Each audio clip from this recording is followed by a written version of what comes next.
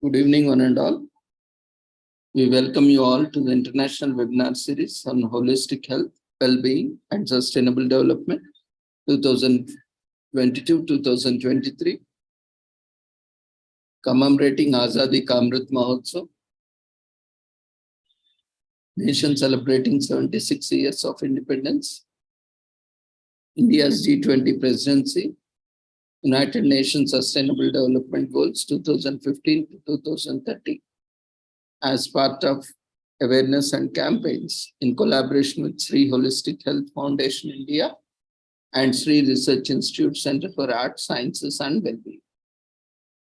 Before we start our sessions, let's take the blessings of Almighty.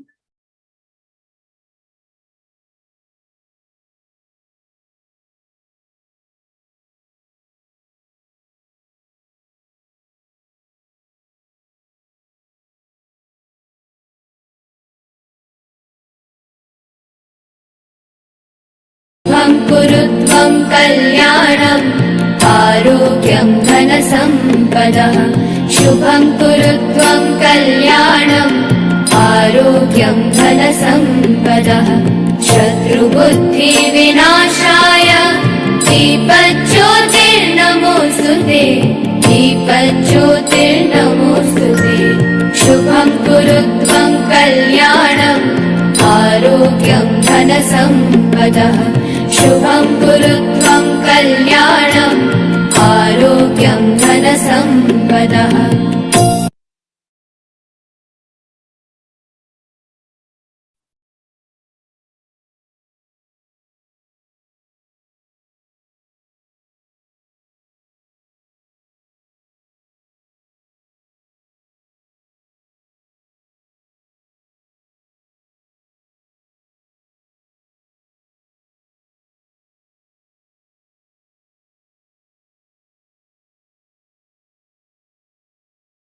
Today, we are commemorating two important commemorations.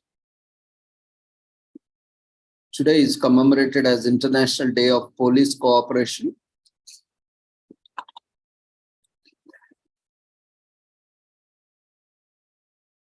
On the inaugural commemoration of the International Day of Police Cooperation, which was designated by the General Assembly during its 77th session, the United Nations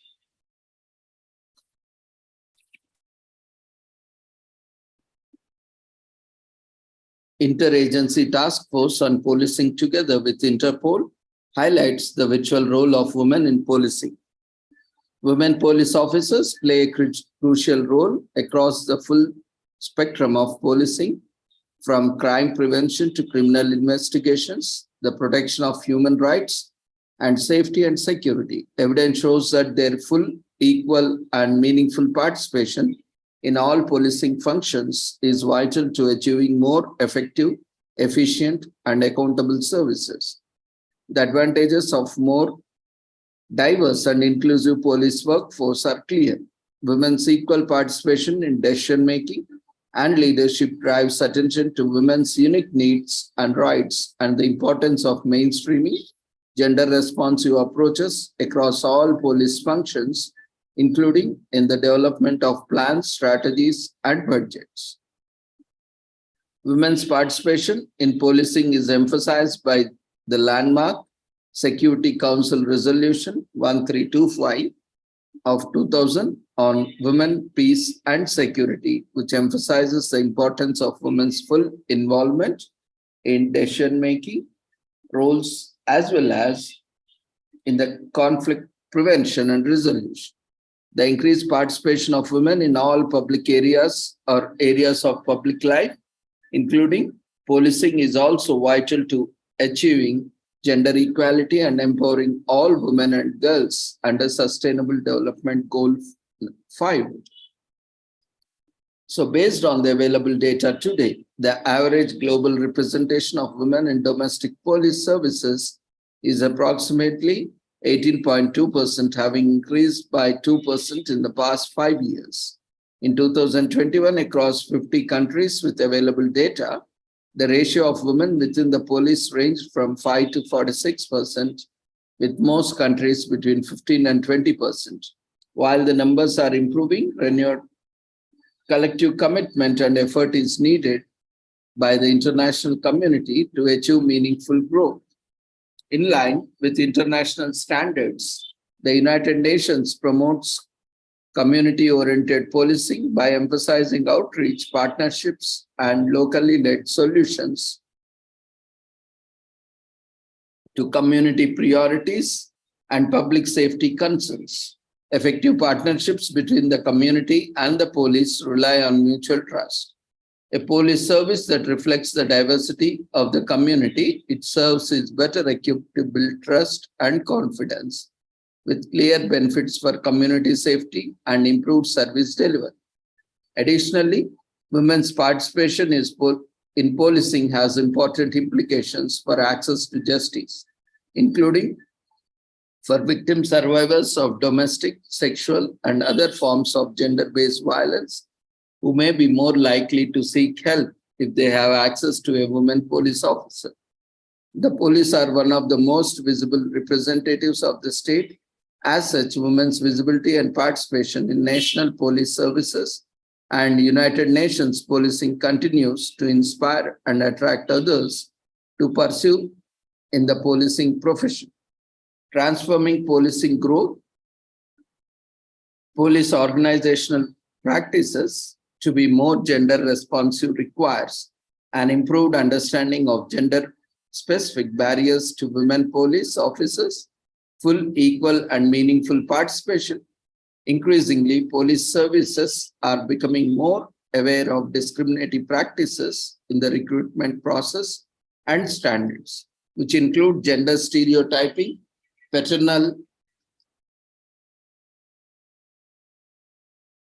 paternalistic attitudes of police management, discrimination, harassment, including sexual harassment, and the absence of family-friendly policies.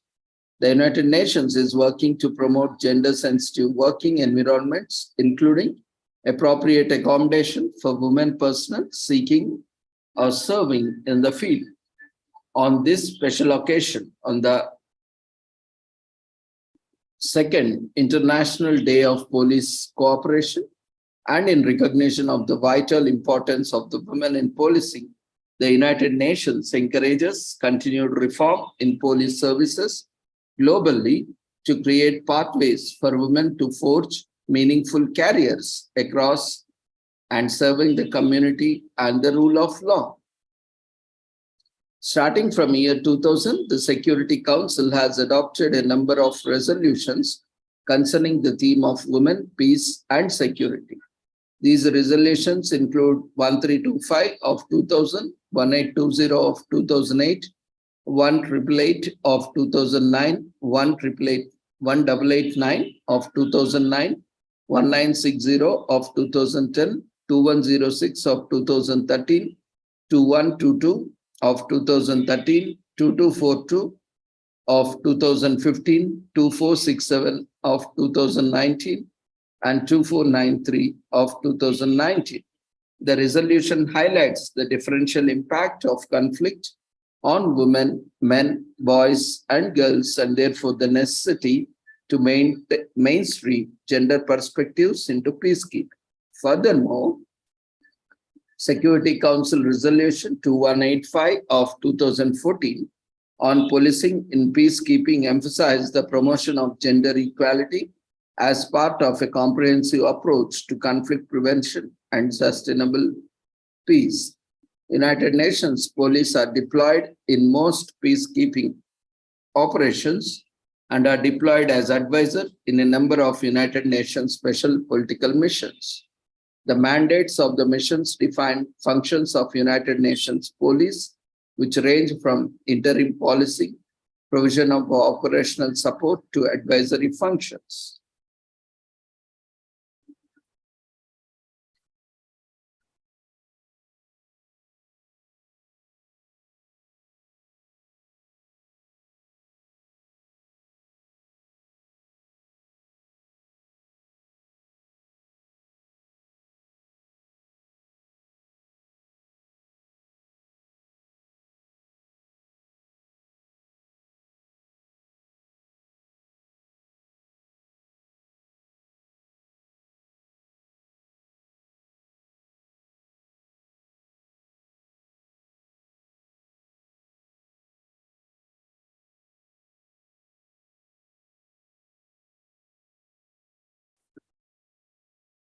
It is well known that violent conflict disproportionately affects women and girls and intensifies pre-existing gender inequalities and discrimination. So women are also active agents of peace in armed conflict, yet their roles as key players and change agents of peace has been largely unrecognized. Acknowledging and integrating the different understanding experiences and capabilities of women into all aspects of UN peace operations is essential for the success of UN peacekeeping efforts and sustaining peace. So UN peacekeeping operations are mandated by the Security Council to implement the Security Council resolutions on women, peace, and security across all peace functions.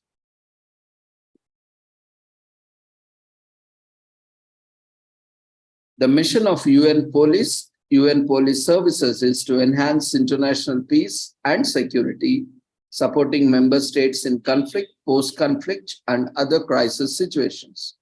Its goal is to realize effective, efficient, representative, responsive, and accountable police services that serve and protect population. To that end, United Nations police build and support or where mandated act as a substitute or partial substitute for the host state police capacity to prevent and detect crime, protect life and property, and maintain public order and safety in adherence to the rule of law and international human rights law.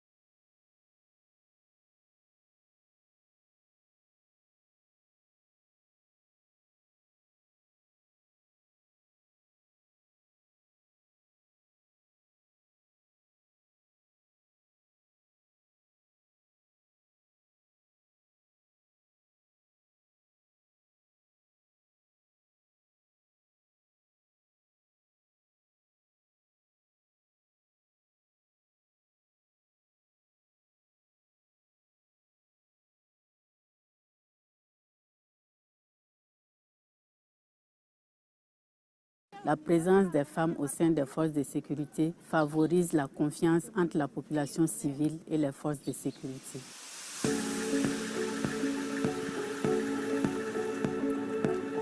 Un sentiment de fierté, d'honneur pour avoir reçu ce prestigieux prix, un sentiment de joie parce que le travail que j'ai accompli à Ménaka a été reconnu et valorisé.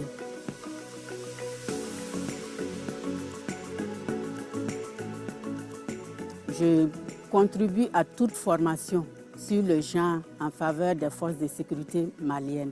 Je coordonne les activités genre dans la région de Ménaka.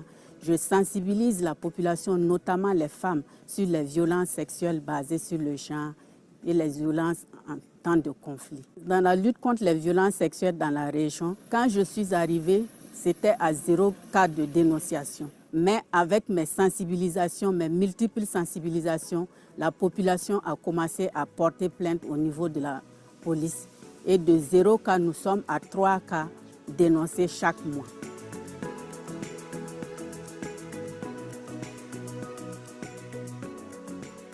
Les bénéfices issus de la vente de ces sacs ont permis également aux femmes de payer les frais de scolarité de leurs enfants, ainsi que d'autres frais liés à l'école et même des frais médicaux.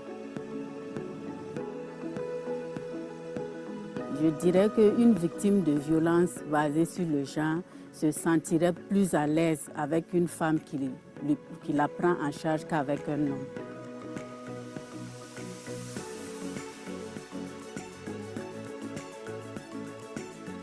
Pour les femmes et les filles qui souhaitent intégrer les Nations Unies, j'encouragerai les femmes à leur dire d'avoir confiance en elles et d'aimer ce qu'elles font.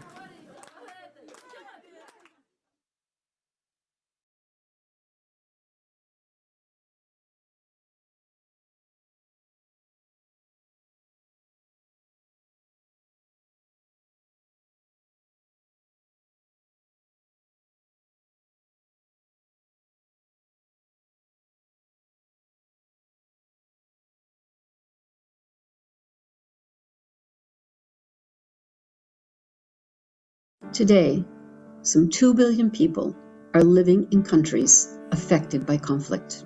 In these countries, women are working against tremendous odds to build and sustain peace. It is important that we do not have a world where we are battling wars and a pandemic at the same time.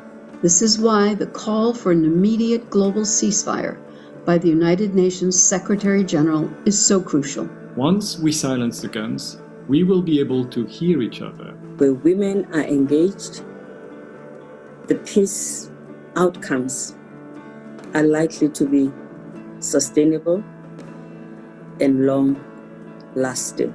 Women are often brokers of trust among communities and between governments and their citizens. The global COVID-19 pandemic is a wake-up call. With women fully engaged, we will emerge stronger from the crisis. Let's work together to bring about peace and stop the devastation of this pandemic. Together, we can build an inclusive, just, and sustainable peace for all.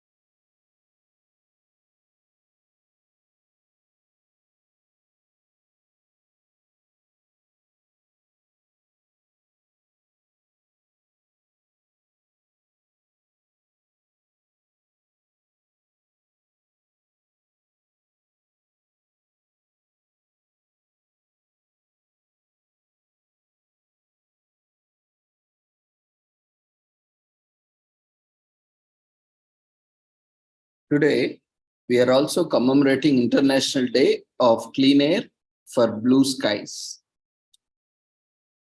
Together for Clean Air is the theme, which focuses on the need for stronger partnerships, increased investment and shared responsibility to overcome air pollution. Given transboundary nature of air pollution, all stakeholders have a responsibility to protect the Earth's atmosphere and ensure healthy air for everyone. Working together across borders and boundaries between sectors and beyond silos will help reduce air pollution, leverage finance and investments towards air quality measures and solutions, provide many benefits. This International Day of Clean Air for Blue Skies, we call upon everyone from government and corporations to civil society and individuals to come together to overcome air pollution, together for clean air. This is a twofold problem, health impact as well as climate impact. Though health impact is tiny invisible particles of pollution penetrate deep into our lungs, bloodstream and bodies. These pollutants are responsible for about 1/3 of deaths from stroke, chronic respiratory diseases, and lung cancer, as well as 1/4 of deaths from heart attack. Ground level ozone, produced from the interaction of many different pollutants in sunlight, is also a cause of asthma and chronic respiratory illness. Climate impact, short-lived climate pollutants, in short known as SLOPs, are among those pollutants most linked with both health effects and the near-term warming of the planet. They persist in the atmosphere for as little as few days or up to few decades, so reducing them can have an almost immediate health and climate benefits for those living in places where levels fail or fall. So preventing and reducing air pollution to improve air quality globally, air pollution is single greatest environmental risk to human health and one of the main avoidable causes of death and diseases globally, with some estimated 6.5 million premature deaths as per 2016 across the world attributed to indoor and outdoor air pollution. Particularly in developing countries, air pollution disproportionately affects women, children, and the elderly, especially in low-income populations, as they are often exposed to high levels of ambient air pollution and indoor air pollution from cooking and heating with wood, fuel, and kerosene. Air pollution is a global problem with far-reaching impacts owing to its transport over long distances. In the absence of aggressive intervention, the number of premature deaths resulting from ambient air pollution is estimated to be on the track to increase by more than 50% by 2050. Society bears high cost of air pollution due to negative impacts on the economy, work, productivity, healthcare costs, and tourism, among others.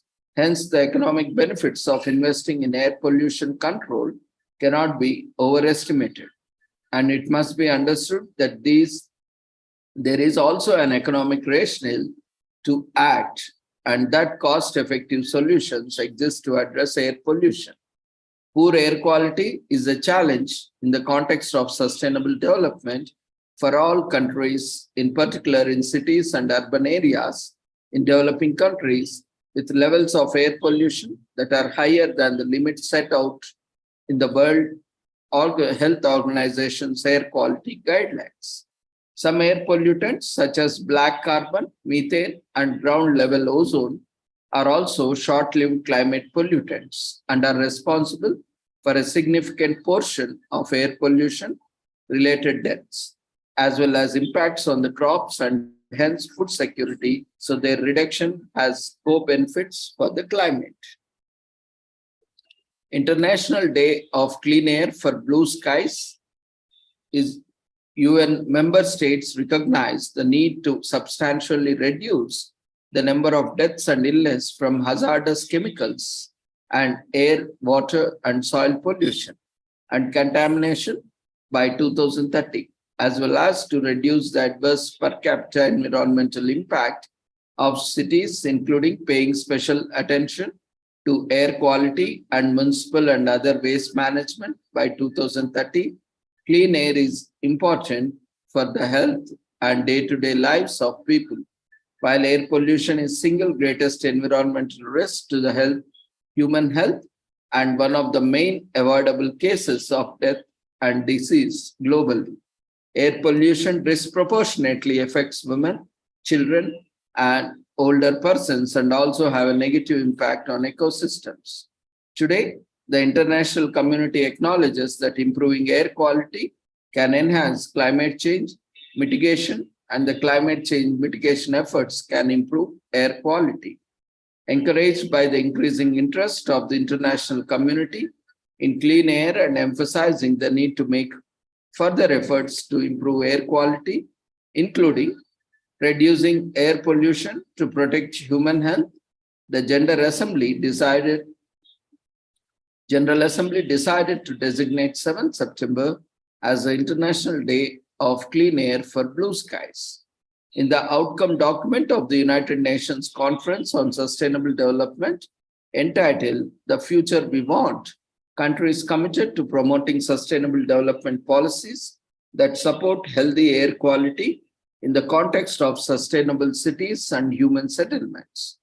Also, the 2030 Agenda for Sustainable Development, which outlines a roadmap of achieving sustainable development, environmental protection, and prosperity for all, recognizes that air pollution abatement is important to the attainment of the Sustainable Development Goals. Breathe Life campaign mobilizes cities and individuals to protect our health and our planet and effects of air pollution. It combines public health and a climate change expertise with guidance on implementing solutions to air pollution in support of global development goals. The campaign is supported by the World Health Organization's UNEP and the World Bank and the Climate and Clean Air Coalition. Breathe Life's growing network includes 76 cities, regions, and countries. Climate change is defining issue of our time, and we are at a defining moment. From shifting weather patterns that threaten food production to rising sea levels that increase the risk of catastrophic flooding, the impacts of climate change are global in scope and unprecedented in scale. Without drastic action today, adapting to these impacts in future will be more difficult and costly.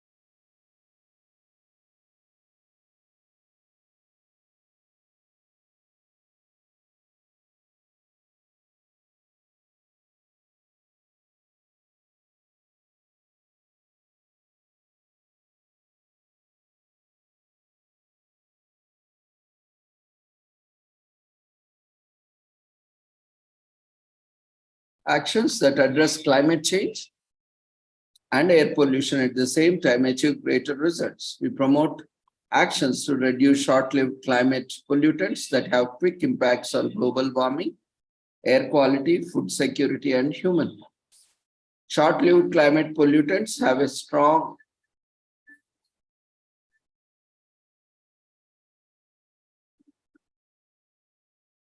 near-term warning effect on the climate and significant impacts on our health and the environment. They are methane, black carbon, hydrofluorocarbons, tropospheric ozone. Simple actions such as plugging methane leaks from oil and gas production, banning agriculture burning, and composting food waste can drastically reduce emissions. Implementing solution available now can avoid up to 0.6 degrees by warming by 2050.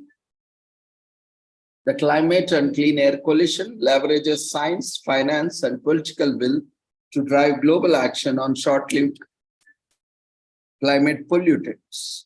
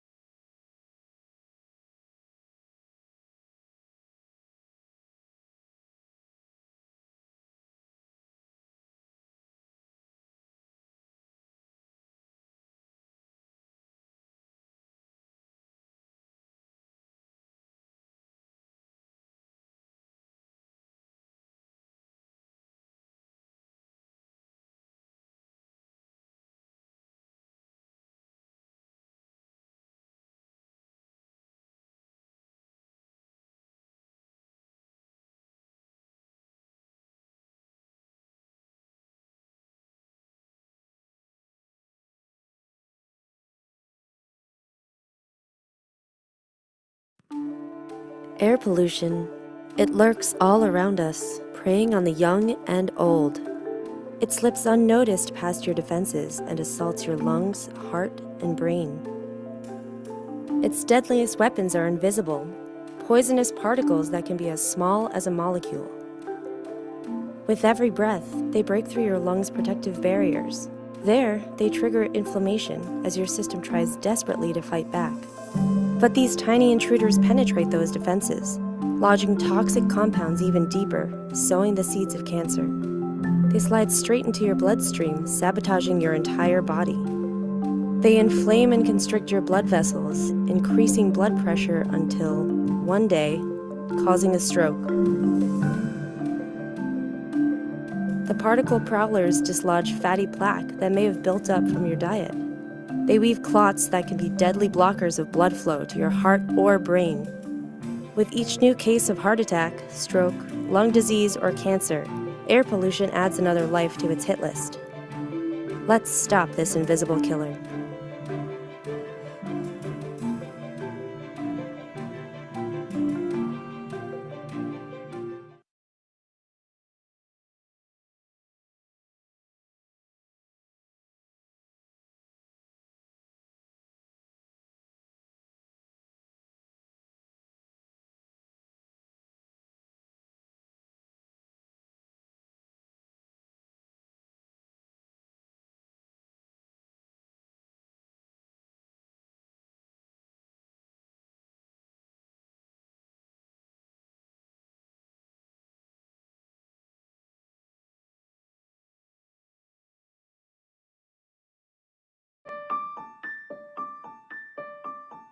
I work on air pollution because I believe that this issue affects people's lives and people's health. Our generation is the one that has to start working on it. After seeing that what impact the environment has on the poor people, so I felt it that it's a duty to work for these people. I work on air pollution because everyone around the world has a right to breathe clean air. Pouvoir aider nos populations à retrouver la santé et à retrouver, à vivre dans une qualité de l'air. We are a small country. We are exposed to a lot of climate change impacts. I experience every compound of SLCP. You name it: methane, black carbon. Children should not have to grow up in a world with dirty air. Alors, les questions de changement climatique et de pollution de l'air aujourd'hui sont des questions actuelles et factuelles. The one thing about the Climate and Clean Air Coalition that excites me most is that it is linked to action and to solutions. The solutions are already here. It's great knowing about the experience of other countries because we all have similar issues. We all have the same issues. La réunion qui nous a rassemblés ici nous a permis non seulement de regarder le niveau d'avancement de chacun des pays. For us, it's very important to take part of those meetings and those coalitions. Je suis très heureux de prendre part à cette réunion qui est pour moi un rendez-vous du donner et du recevoir. I think what's been particularly exciting and interesting is to hear the different ways that cities and countries are working to tackle air pollution and climate change in an integrated manner. So what's exciting about the conference so far is that I am able to interact with people who have taken solutions, who have implemented policies on the ground. La mejoría de uno es igual a la mejoría de otro. Not only the knowledge, but also the skills and the practices that I have learned in this conference. I will share it to the communities that I am currently serving in the Philippines. Together we can clean the air and fight climate change. Ensemble, nous pouvons lutter contre la pollution de l'air et contre le changement climatique. Juntos podemos detener el cambio climático y la contaminación del aire. 우리 함께 기후 변화와 대기 오염을 멈춰 보아요. आइए हम मिलकर धरती माता को बचाएं. Together, we can cut air pollution and climate change. يمكننا العمل جميعا للحد من التغيرات المناخية والرفع من جودة الهواء. Ensemble, luttons contre le changement climatique et la pollution de l'air. Habang tayo'y nagsasama-sama, halina't wakasan natin ang polusyon sa hangin at ang pagbabago ng klima. Juntos nós podemos reduzir a poluição do ar e combater as mudanças climáticas. ร่วมด้วยช่วยกันเราจะต่อสู้กับมลพิษทางอากาศและการเปลี่ยนแปลงในสภาพภูมิอากาศไปด้วยกันค่ะ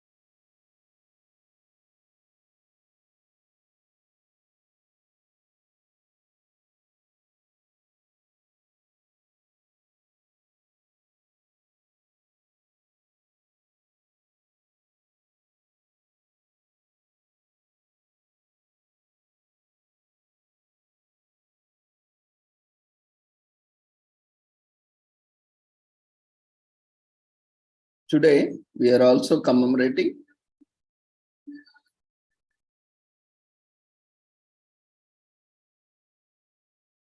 various other commemorations. We'll quickly look at each one of it.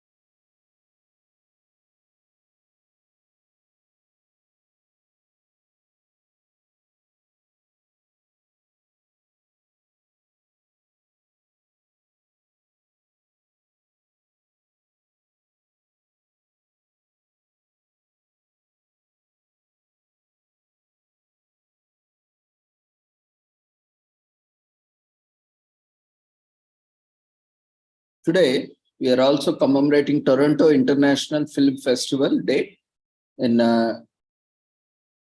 Canada. It is celebrated every year from 10 days. That is, this year it is celebrated from September 7th to 17th. One of the most renowned film festivals as well as a leading art exposition. It's attended and followed by fans, critics, and artists alike.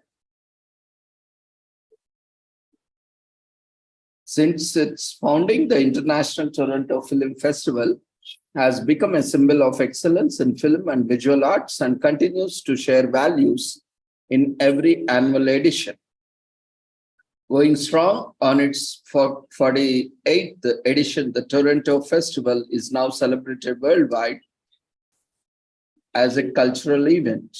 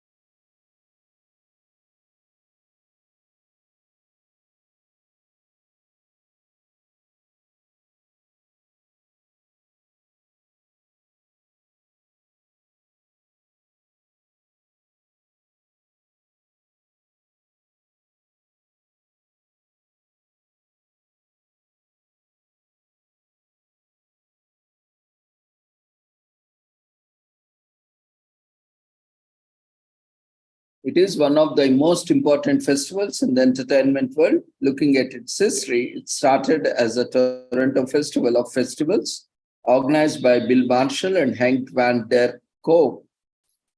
The first edition was in 1976 and consisted of multiple screenings, showcasing some of the most innovative movies from other festivals held during the same year. The festival quickly became one of the most attended events by eager audiences in Toronto. 2 years after its founding, the festival took on its current name that we know and love. During the 1980s, the festival programming and associated events grew with additional galas every night of the festival. Although this fixture initially focused on Canadian cinema, it has since developed a more international focus. As of now, the Toronto International Festival is a reference for international cinema. During the 1990s, the festival enjoyed particular popularity, becoming one of the most respected film festivals. It is gained as much significance as other renowned, namely the Cannes Film Festival. The festival is renowned for featuring a large number of films in every yearly edition, as well as providing a platform for directors and industry professionals from around the world to showcase their work and engage with international audiences. The festival has also gone through various organizational changes. In 2013, Cameron Bailey became the festival's creative director and one of the major supervisors of TIFF Bell Lightbox year-round programming.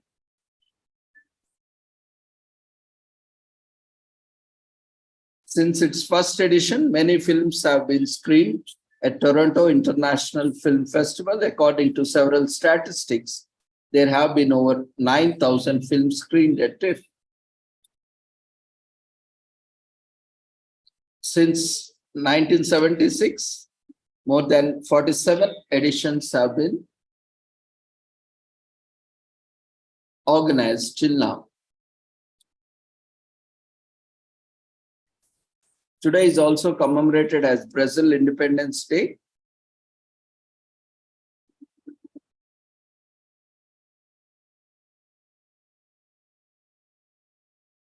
Brazil independence was officially proclaimed September 22nd, 1822, although now Independence Day is celebrated on September 7th. After independence, the monarchy remained until it was later overthrown. During celebrations today, the streets are full of patriotic Brazilians waving flags and banners. There's also singing and dancing among family and friends, and Viva Brazil.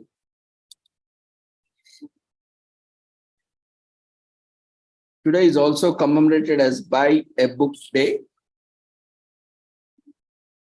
which is celebrated to raise awareness about the dying book buying and book reading culture.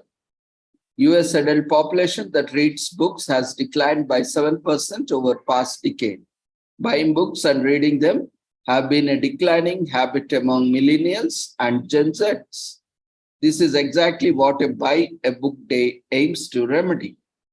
In today's digital age, where TV, movies, and internet have taken over our lives, the art of book reading and very act of buying it is declining dramatically. Although TV series and movies are interesting, reading books is a whole different kind of experience. Most people think that books are boring and at no level a match to modern day series and superhero movies. But in reality, there are millions of books out there. They are just as well written, thought-provoking, and can take you to a whole new world. This is what most people fail to understand. However, it is sad how the old-fashioned art of reading a book is slowly fading away just because of misconception. Books are oceans of knowledge, the knowledge that has been passed by our ancestors to us. That's why it is very much important and essential to read all our ancient scriptures, irrespective of religion or belief system. We use these books to discover new knowledge that we can pass on to our future generations. We know some of you might still argue that you are carrying multiple books around at the same time. Thanks to Kindle, good for you. But do you know what can make it even better? Buy a book made of paper.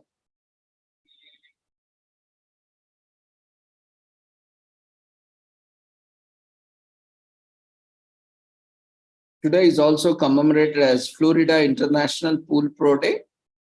The swimming pool industry is filled with many talented and hardworking individuals. Pool pros or pool professionals are special, so we want to honor and celebrate them on this day. Pool industry professionals are often unrecognized for their work, yet they exemplify all that is great about swimming and spa experience. Fluidra has created an international pool pro day to show pool professionals worldwide the appreciation they deserve for their hard work and dedication. It would be wonderful if we could thank our pool professionals on National Pool Service Appreciation Day to give them a special day where we can express our appreciation for their hard work. Pools of all shapes and sizes need to be constantly maintained, cleaned, and repaired. Pool maintenance companies are on call every day of the year to keep pool owners having to do themselves. They provide expert advice and safety measure recommendations. The past year and a half have been especially difficult for pool professionals due to supply chain constraints and increased consumer demand for all things pool related. However, dedicated workers fulfilled their duties and got their jobs done through those challenges. Everyone from pool owners to casual pool users, even people who have never owned or used a pool, can join together in thanking these outstanding professionals. Celebrating this day is something that everyone at Fluidra wanted to. They wanted to share the results of their efforts and reward the hard work they put in every day. And there's no better way to make people understand your vision and what they stand for than focusing on the celebration. That's how International Pole Pro Day was created. Today is also Google Commemoration Day. Google is a search engine created as a research project at Stanford University to locate files on the internet. What differentiates Google from its competitors and keeps it in the pole position among search engines is its page ranking system. This system sorts results according to the relevance and helps people find answers to virtually everything. Despite its reputation as a premium search engine, Google offers several services such as Google Maps to make life much easier. In fact, Google also provides with several scholarships to support fund towards education. Sometime in January of 1996, Stanford University PhD students Sergey Brin and Larry Page began a research project. This project involved creating a search engine. This project would turn out to be the origin of what we now know as Google.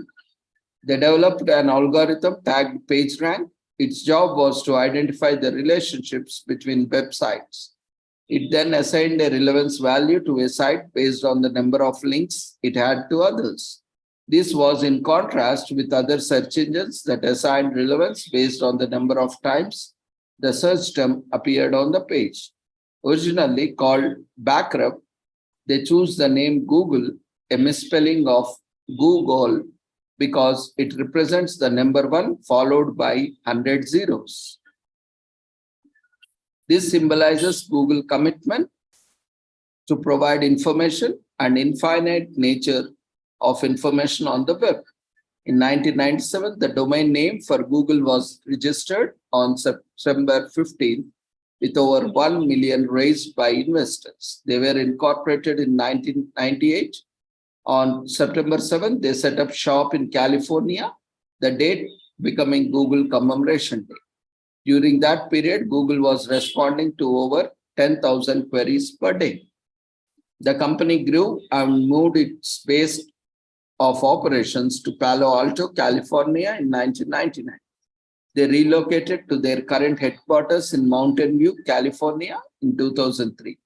At this point, Google was fielding over 3 million search queries per day. The main office, known as Googleplex, is famous for its informal work environment and innovative style.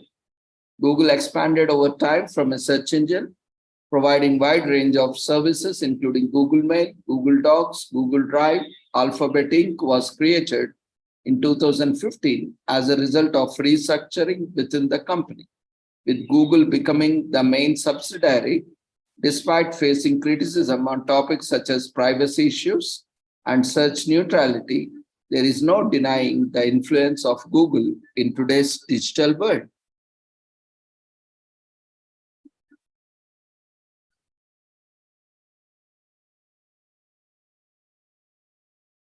Yahoo was a top search engine when Google entered the fray.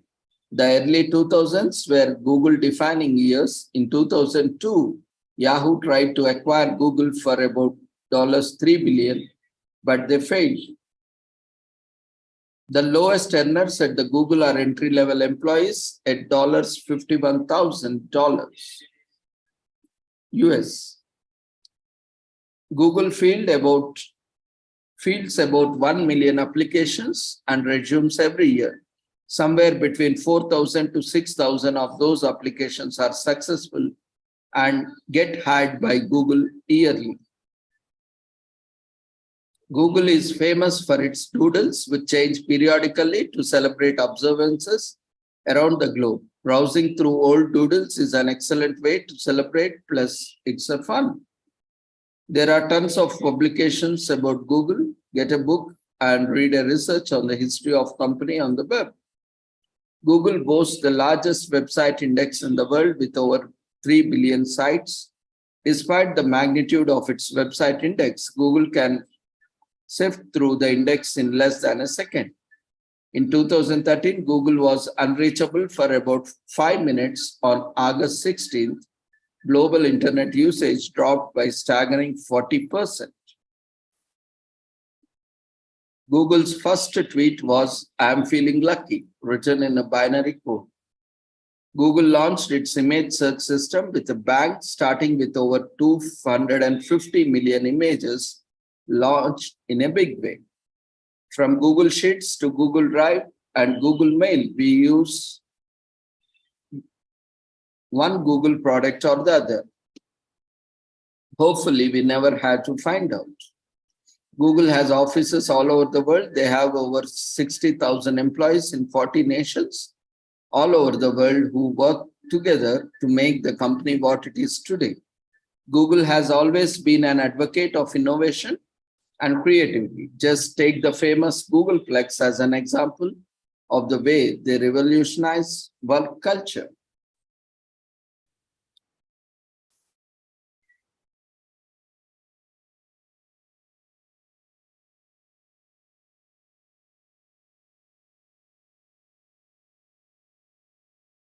Today is also commemorated as National Acorn Squash Day. Acorn squash is also known as pepper squash or Daisy Moines squash, and it is a water squash that is occasionally considered a summer squash.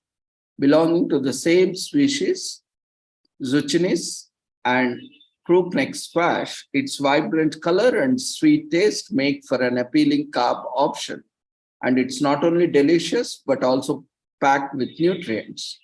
Most fruits always seem to have that balance of satisfying your sweet tooth while supplying your body with a bounty of nutrients. The squash is one of the fruits that possess that quality effortlessly. Acorn squash is indigenous to North and Central America and was introduced to early European settlers by Native Americans. It is a type of winter squash that belongs to the cucurbitaceae or gourd family, which also includes pumpkin, butternut squash, and zucchini. The acorn squash resembles an acorn, usually weighs between 1 to 2 pounds and grows between 4 to 7 inches long. It varies in color from dark green to white. However, the most commonly grown varieties are dark green and often have a patch of bright orange towards the top. Acorn squash has sweet yellow orange flesh that has a slightly nutty flavor. It can be baked, microwaved, sauteed, or steamed. Some cooks like to stuff it with rice, meat, cheeses, or vegetable mixes. You can also toast the seeds of acorn squash, much like pumpkin seeds. It is also a good source of dietary fiber and potassium, as well as smaller amounts of vitamin C and vitamin B, magnesium, and manganese.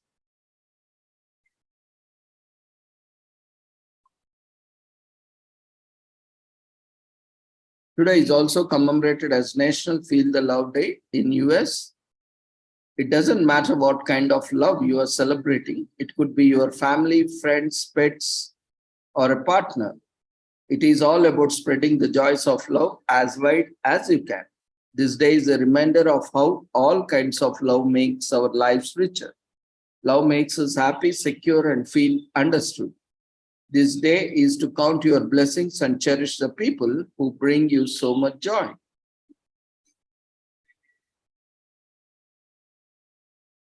We remember the person and the feeling of joy it brought. Love, especially romantic love, can work as an excellent. It can regenerate our senses, give us new lease on life, and inspire us to be better people. Romantic love can be richly rewarding too. in the sense that it teaches us to be empathetic and considerate to other people's needs. Love is also a great muse to artists, painters, singers, writers, and poets have been inspired by all this encompassing feeling. They have made timeless creations on romantic love, but filial love, platonic love, love for nature, and love for God haven't been left behind either. Almost all creative expressions have been inspired by some form of love. It's only natural to want to talk about the overpowering feeling of love in a creative manner. Artists in love have often created the best and most classic creative works. And we have so much we owe to love. Added to that is love's positive impact on our physical and emotional well-being. Love or feeling of comfort can help elevate our self-esteem, make us feel safe, and do wonders for our physical health. The feeling of love is known to keep our hearts healthy, boost our immune system, and even regulate our blood pressure.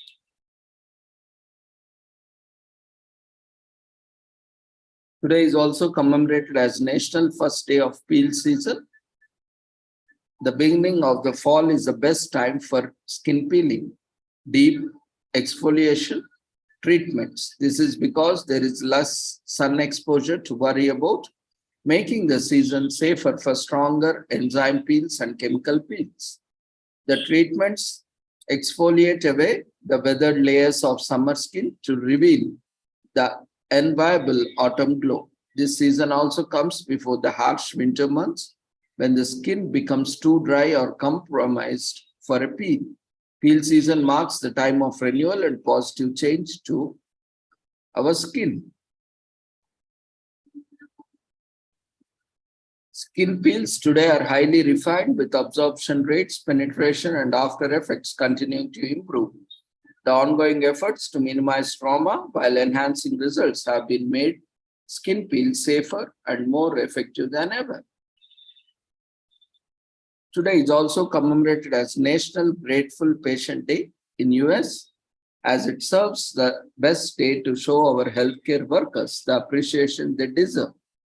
This day is also focused on the families and caregivers of anyone receiving life-giving medical care, and additionally, the courageous patients who are grateful to be alive. Healthcare professionals have been there as long as the medicine has, and we can never truly thank them enough. Healthcare workers go above and beyond for our care, and although we often overlook it, they are one of the most essential parts of our community at large. There really isn't a lot we can say or do to reward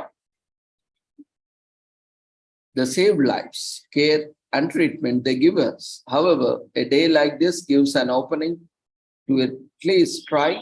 Life-giving care especially impacts the caregivers and patients in an irreplaceable way.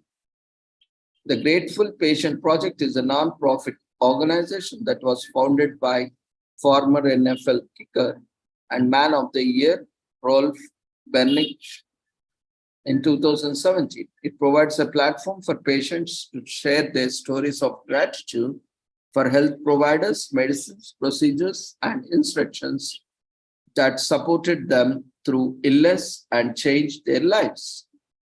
Bennig was in third season with the San Diego Chargers in 1978. When he collapsed from ulcerative colitis, he required 2 emergency surgeries within 6 days and spent almost 6 weeks in the intensive care unit fighting for his life. He survived, returned to NFL on September 7, 1980, to play 7 more seasons with San Diego Chargers and became the first NFL player ever to wear an ostomy appliance.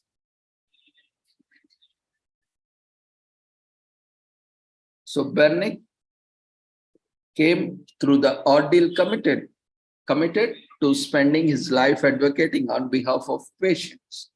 That was inspired to create an organization as an expression of gratitude to those who supported him through years of medical challenges.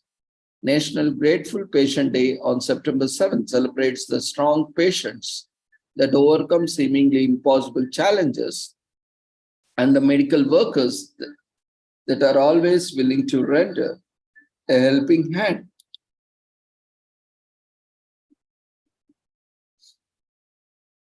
Today is also commemorated as National Neither Snow Nor Rain Day in US. It's a special day for us to say a little thank to our postal service workers. They have been service for decades, and through those years, you have been steadfast in delivering our precious parcels. The seemingly strange name for the day comes from unofficial motto of the United States Postal Service: neither snow nor rain nor heat nor gloom of night saves these couriers from the swift completion of their appointed rounds. US Postal Service workers are one of the most dedicated and loyal service teams that exist, and that impression comes from their willpower to make sure packages are sent out and delivered with safe hands and regardless of any obstacles.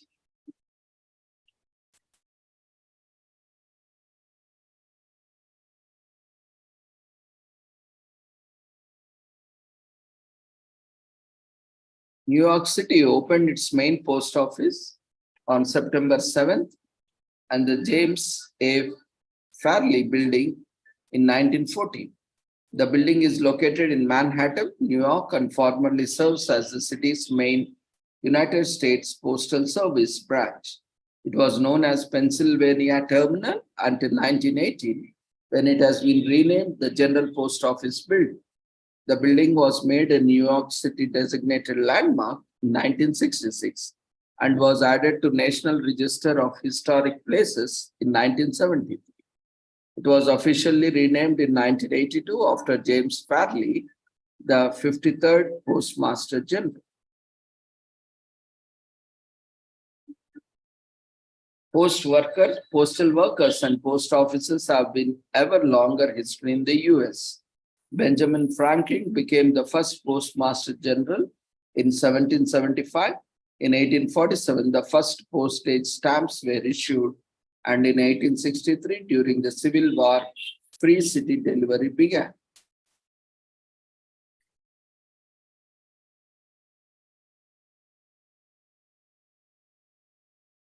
Today is also commemorated as National New Hampshire Day. This day recognizes New Hampshire becoming the 9th state to join the Union. New Hampshire, also known as the Granite State, is the epitome of New England in many ways.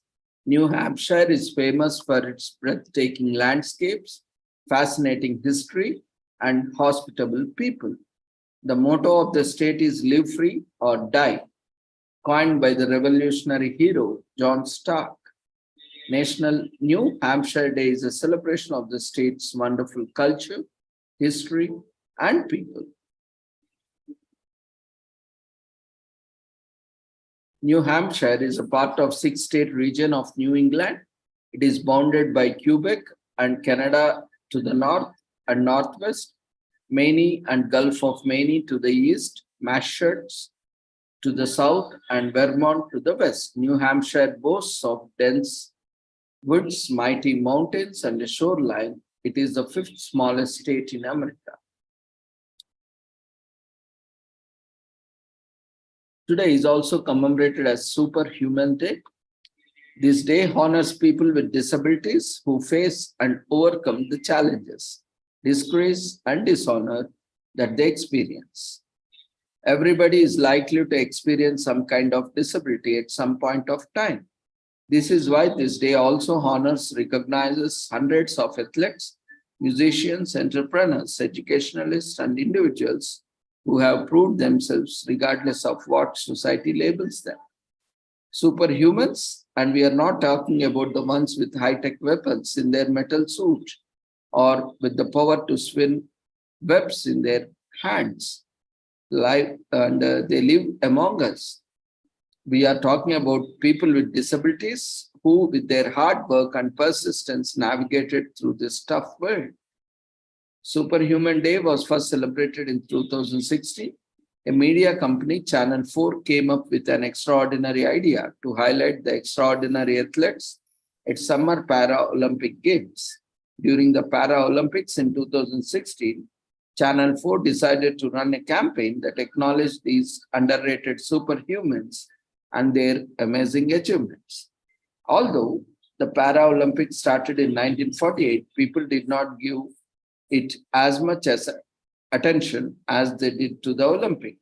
So to change this mindset, Channel 4 started an ad campaign called We Are the Superhumans. The campaign represented 140 disabled people who were facing and trying to change the attitude of society towards them.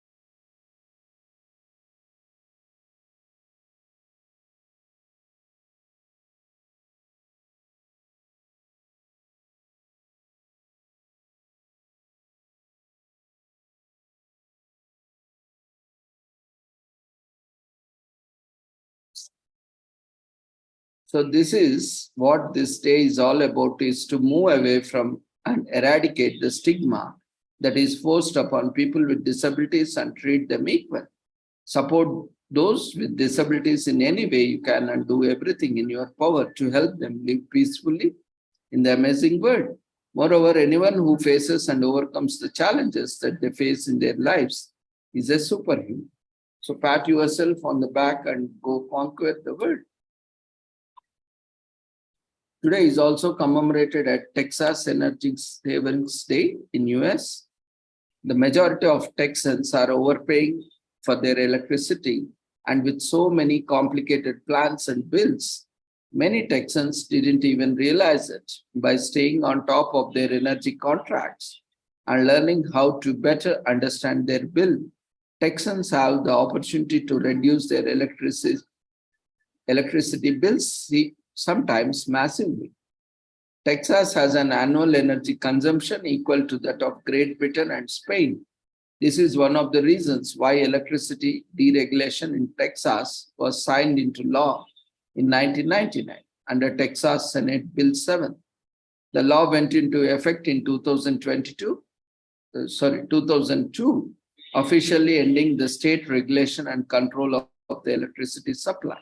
The goal was to open the market for electricity providers to create more competition and give Texans the ability to choose their own provider and plan.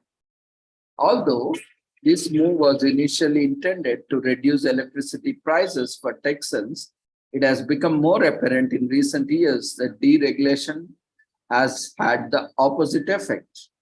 The Texas winter storm of February 2021 was a straw that broke the camel's back.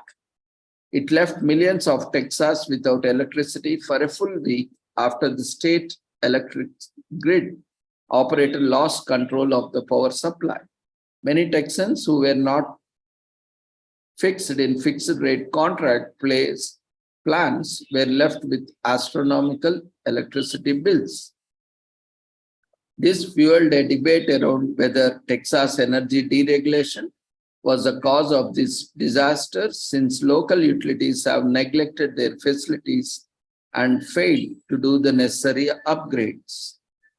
The main reason is that in order for the power of the market to result in most competitive rates, people need to consistently shop around for the best plans. Otherwise, their contracts expire Once the contract expires, you are automatically placed on a month-to-month plan, where providers can change your electricity rate each month. Surprise, these rates are usually much higher than contract rates. The worst part, many people don't even realize that they are being charged higher than the market average, sometimes more than double the market average.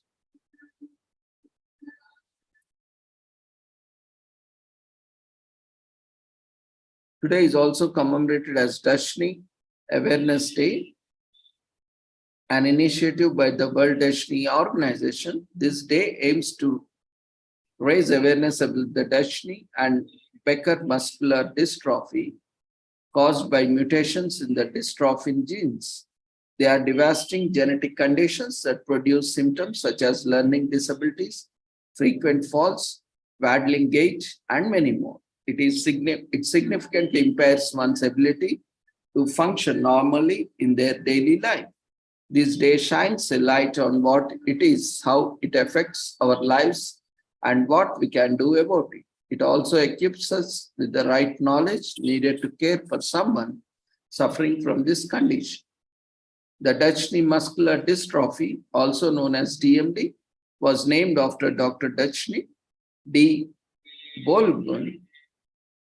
This was because he was one of the first to report a case of DMD and went on to study in depth for years after that. In addition to describing the progressive muscle weakness in DMD patients, he also discovered the connection between the muscle and the brain and concurred that DMD also resulted in the impairment of brain in its patients. It was his findings that brought information to the light for doctors in other countries. Nearly a century later, Dr. Eric Hoffman and Dr. Louis Kunkel found that DMD was caused by mutations in the dystrophin gene. Initially, there was only basic care provided for DMD patients, and the only option upon diagnosis was to ensure they were loved and looked after at home, as there was nothing that could be done medically. In certain cases, non-invasive ventilation was used, and use of respiratory support increased life expectancy greatly. Cardiac abnormalities were usually treated when they became symptomatic, but since 2007, an increasing number of individuals have been treated with ACE inhibitors as a preventive measure. The use of ACE inhibitors as a preventive measure is now part of the standard of therapy. DMD is a rare but dire genetic disease, and since 2014, September 7th of every year has been dedicated to the awareness of it. World Dashni Awareness Day is observed worldwide to let everyone know DMD is and what we can do about it.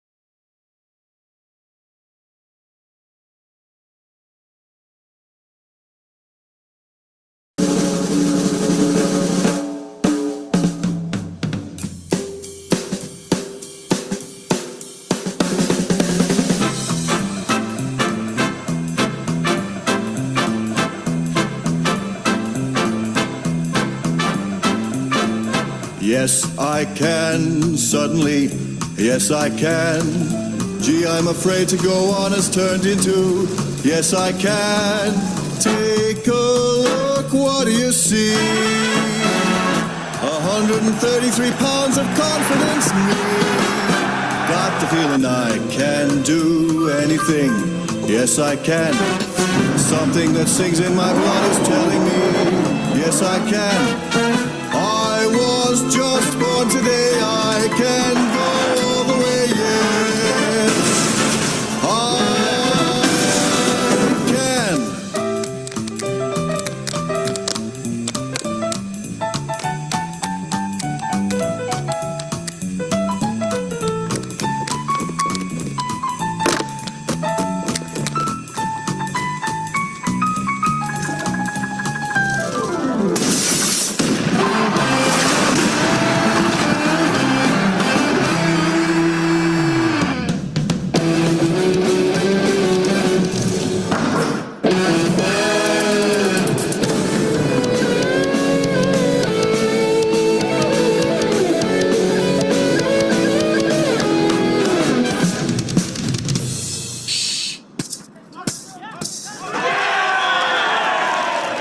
Yes, I can.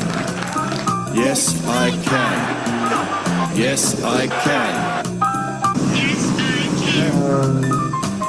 Yes, I can. Yes, I can. Yes, I can. Yes, I can. Yes, I can. Hey, yes, I can. No, you can't. Yes, I can! Are you ready? I can climb Everest. Yes, I can. I can fight here all night and never rest. Yes, I can. I was just born today. I can go all the way. Yes, I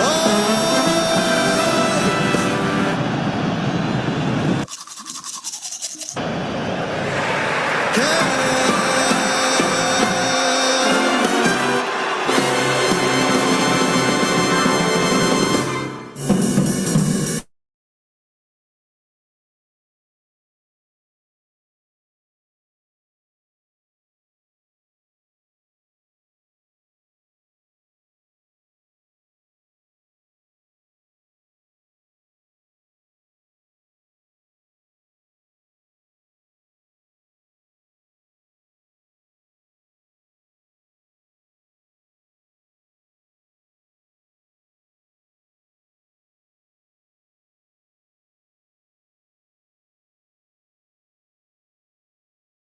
With this, we end today's commemorations. We thank everyone for joining us for today's sessions. See you all tomorrow at the same time with the same link with tomorrow's commemoration. See you all tomorrow. Take care. Good night. Before leaving, we request everyone to quickly fill up the feedback form, which has been raised in the form of polls. See you all tomorrow. Take care. Good night.